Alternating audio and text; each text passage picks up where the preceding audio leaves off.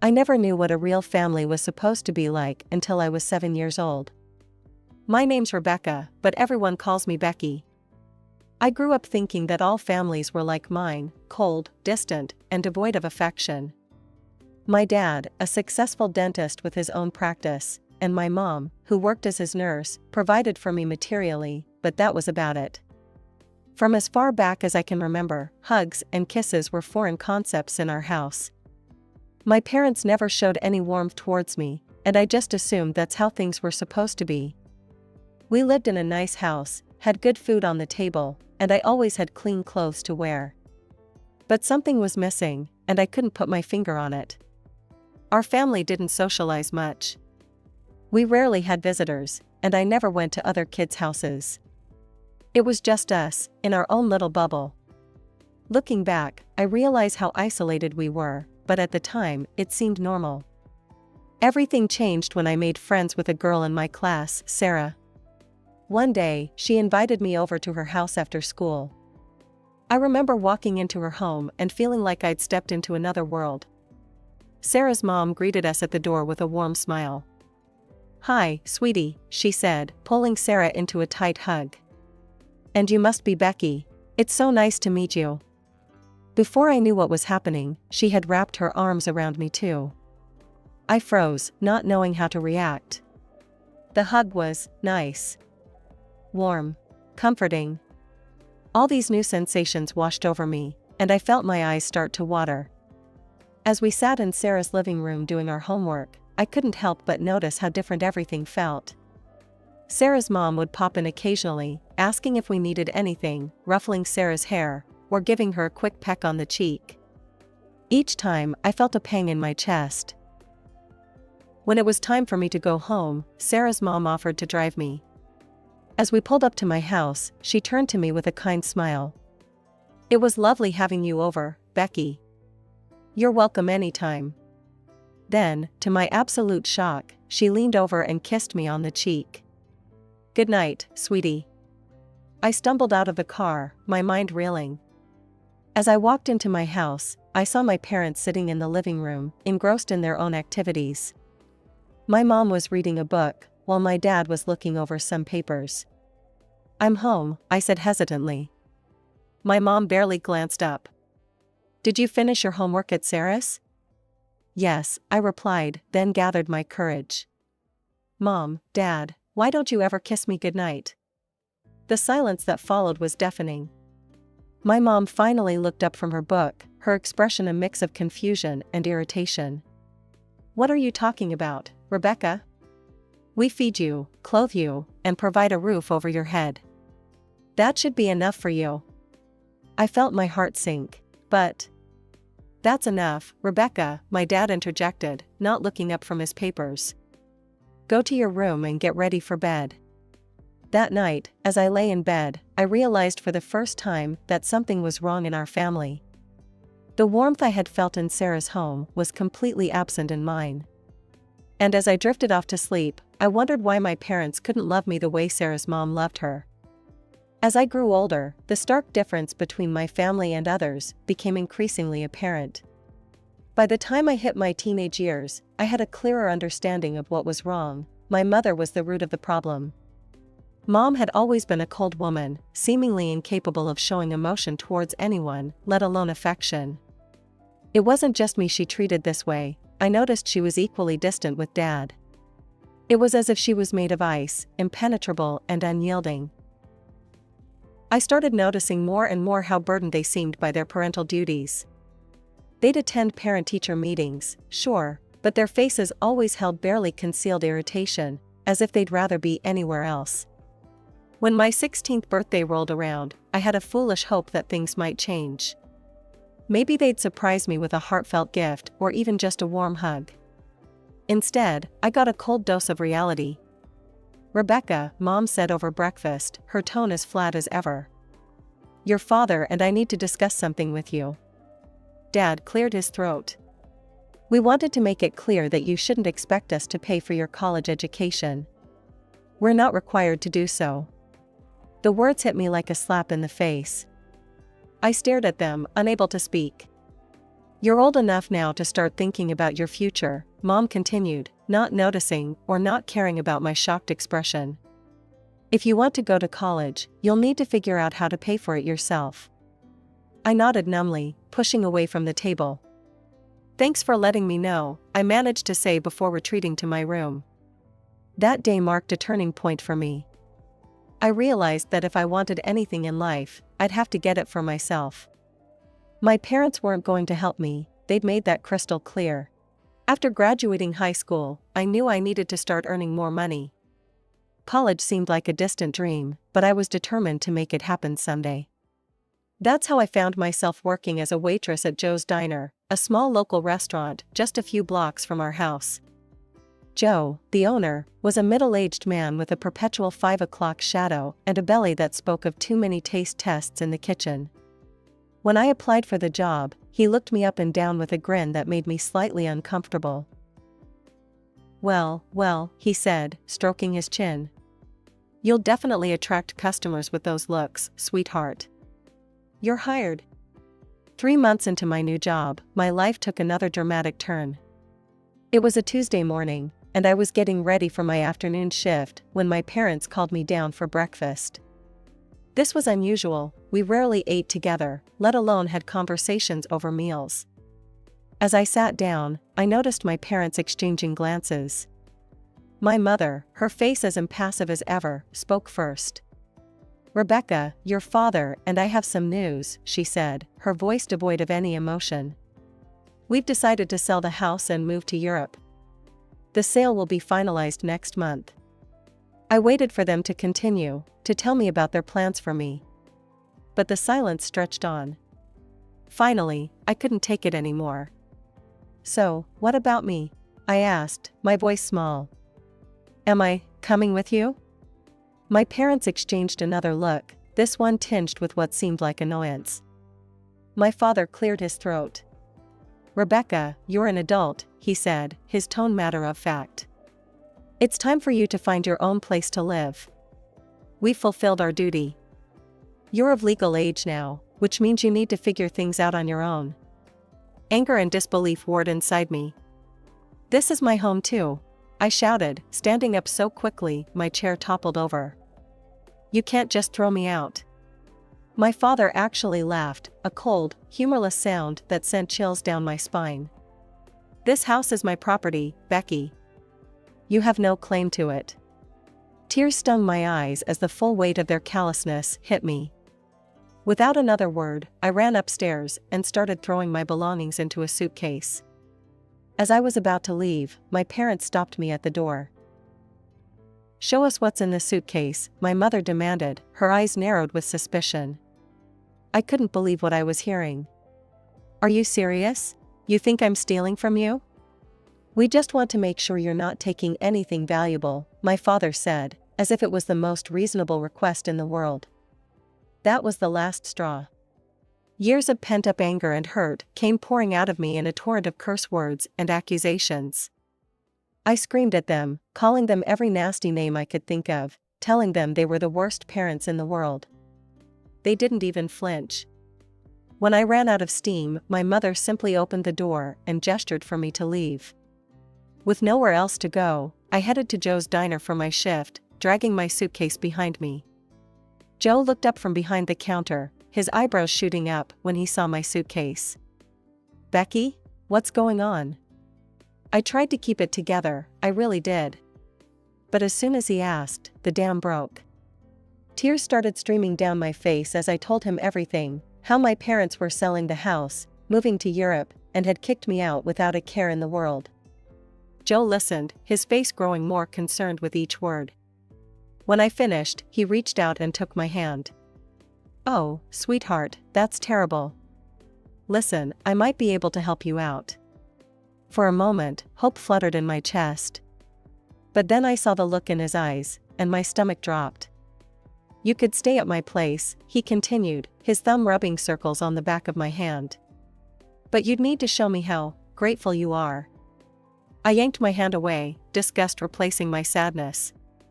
Are you kidding me? Joe's face hardened. Fine, have it your way. But if you're not gonna take my offer, you can consider yourself fired. I don't need your drama in my diner. I rented a room at a cheap hostel for the night. As I sat on the lumpy bed, I pulled out my phone and opened my parents' social media pages.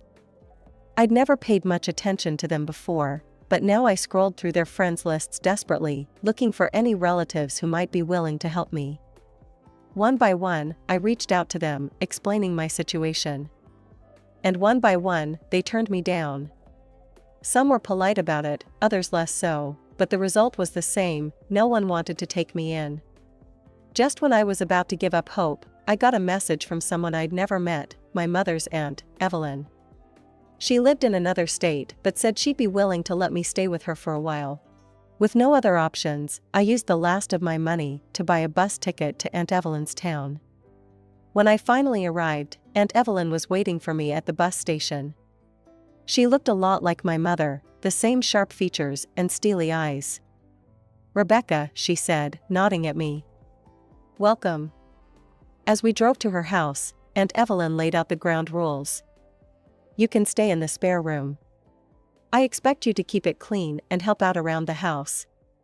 And you'll need to find a job, I'm not running a charity here."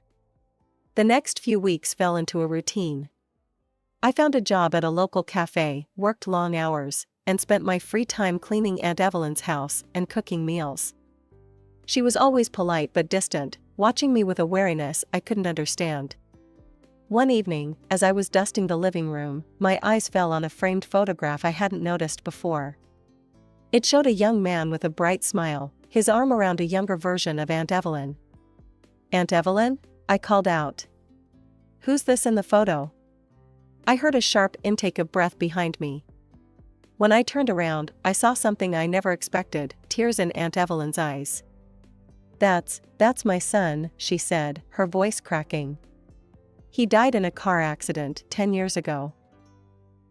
I put down the duster and did something I'd never done before: I hugged her. To my surprise, she hugged me back, her body shaking with silent sobs. When we finally pulled apart, Aunt Evelyn looked at me with wonder. "You know, I always thought you'd be just like your mother, cold and unfeeling." I shook my head, feeling my own tears welling up. "And I thought you were just like her too." I guess we were both wrong.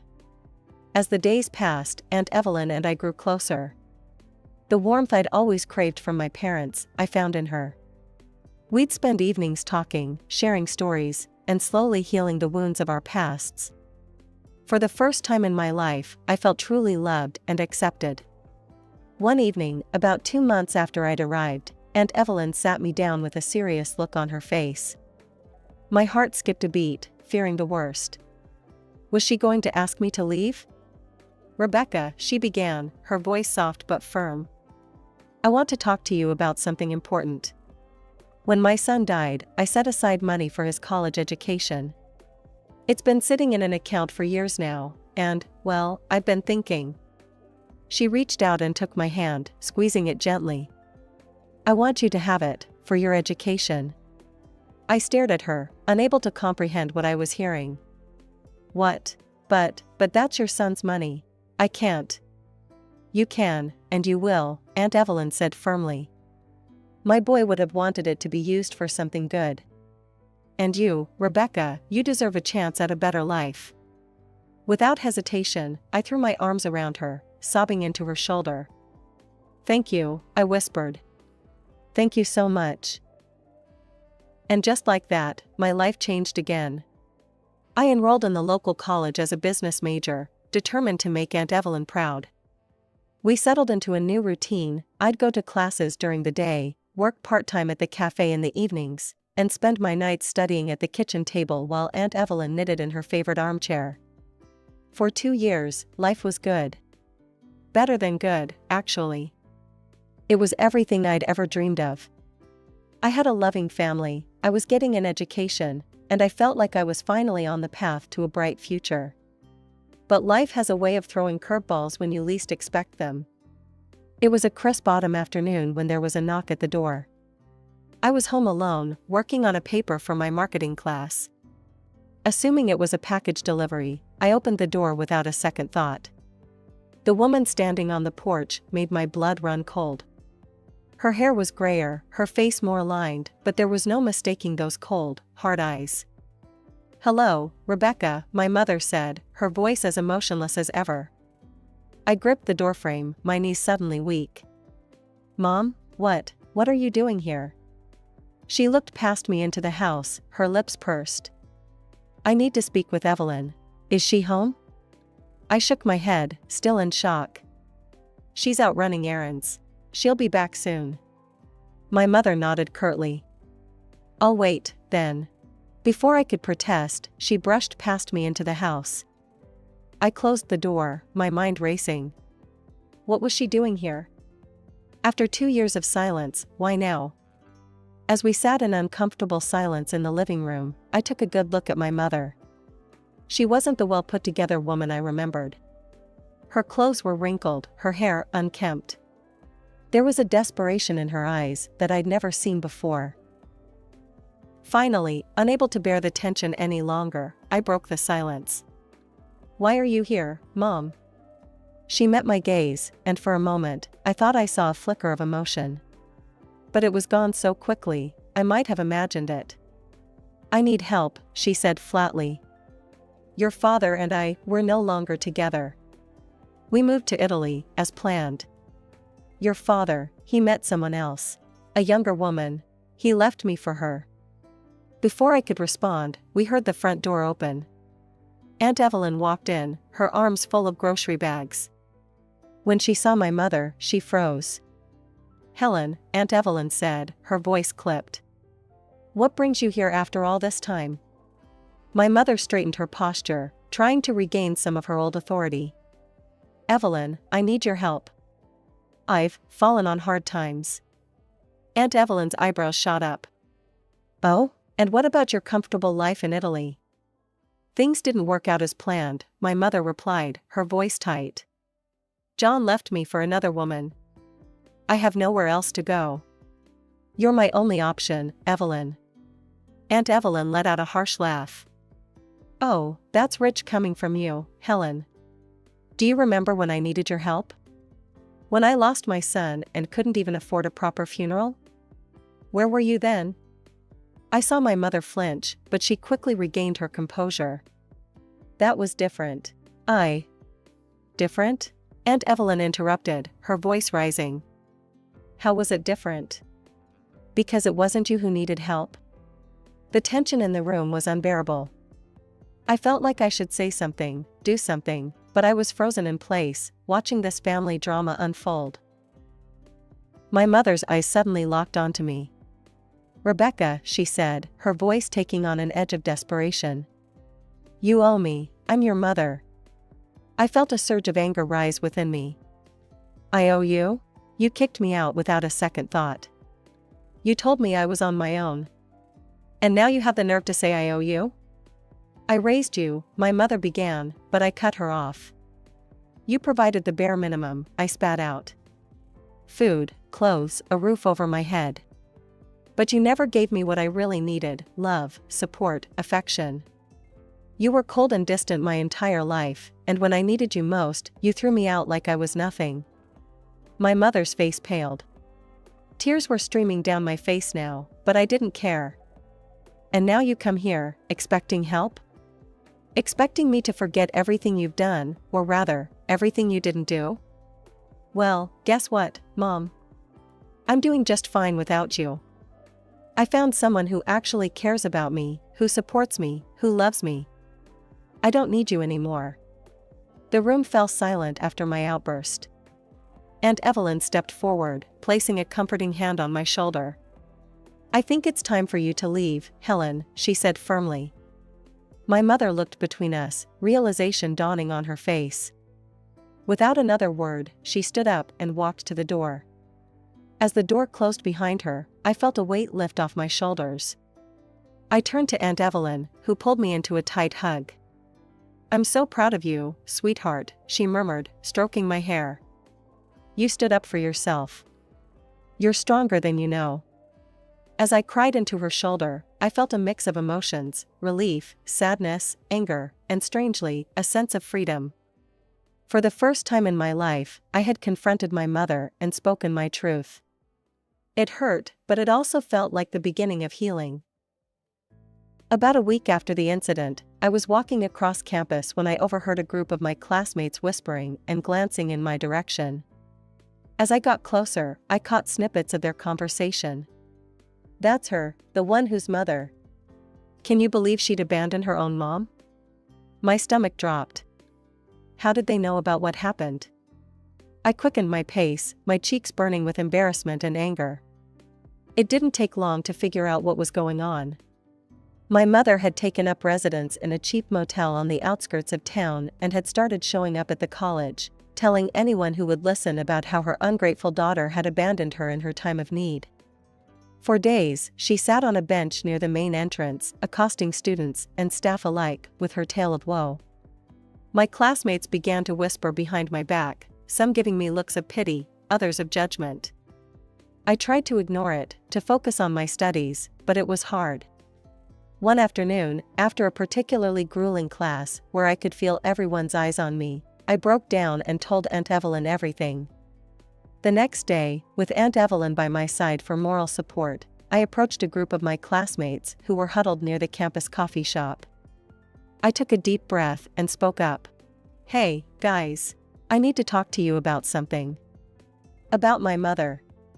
They turned to look at me, their expressions a mix of curiosity and wariness. And so, I began to talk. I told them everything, about my childhood in a cold, loveless home, about being kicked out the moment I turned 18, about struggling to survive on my own until Aunt Evelyn took me in.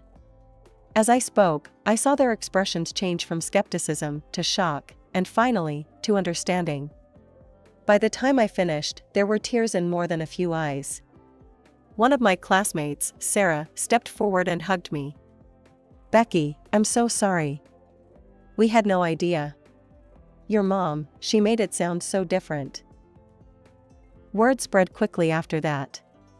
My classmates, now armed with the truth, became my fiercest defenders. When my mother tried to approach them with her tales of abandonment, they shut her down. The college security, alerted to the situation, began escorting her off campus whenever she showed up.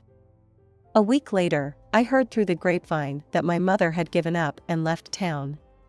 She had returned to our hometown, taking a job as a nurse at the local clinic and renting a small apartment. I felt relieved and calm.